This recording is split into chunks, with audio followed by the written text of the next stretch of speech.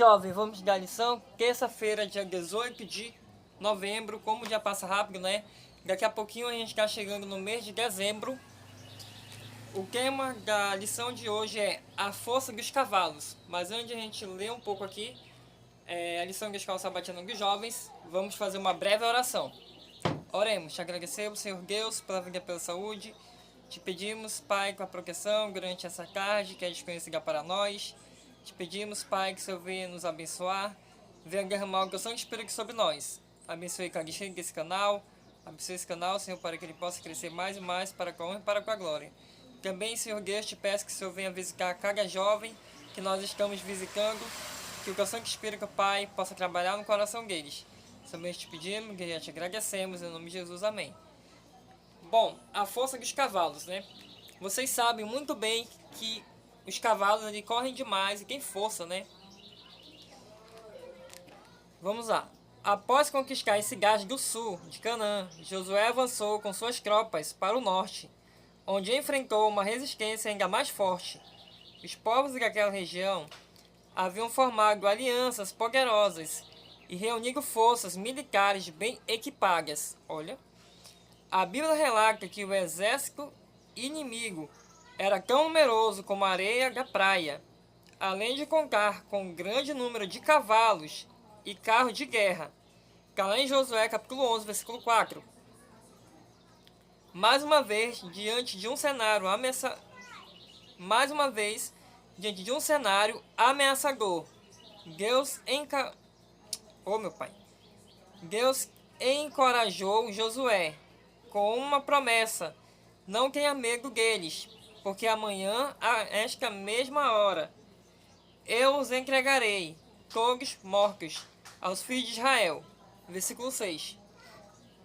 Apesar de enfrentar o exército mais bem preparado, até então o maior perigo para Israel não era a derrota, mas o orgulho.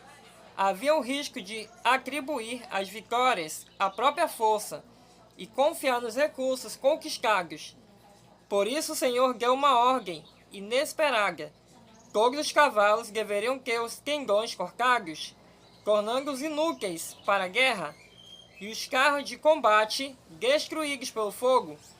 Às vezes, a melhor maneira de evitar a queda é eliminar completamente aquilo que nos atrai ao erro. Com certeza. Deus sabia que o verdadeiro sustento de Israel não viria da força militar. No fundo, a questão não estava nos cavalos ou nas armas, mas na fonte da segurança. Enquanto os outros povos dependiam de números e estratégias, Israel precisava demonstrar que sua proteção vinha de Deus. E até hoje, né, nossa proteção vem de Deus, lógico. O que a tornava especial, como escreveu o salmista: alguns confiam em carros de guerra, outros confiam em cavalos. Nós, porém, confiamos no nome do Senhor, nosso Deus. Aleluia. Salmos 27, ou Salmos 20, verso 7.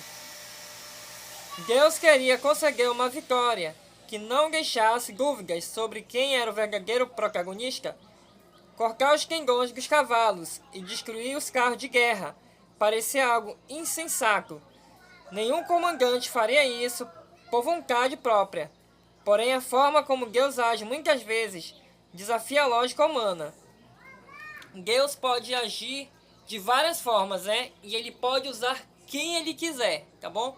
Um mendigo, um bêbado, seja quem for. Seja quem for, ele pode usar. E de várias maneiras.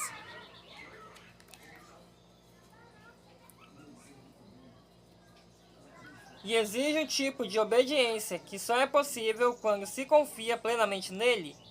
Hoje o mundo parece ter fórmulas prontas para alcançar o sucesso e o poder, mas será que Deus não continua chamando aqueles que estão dispostos a quebrar esses padrões? Com certeza Deus está nos chamando.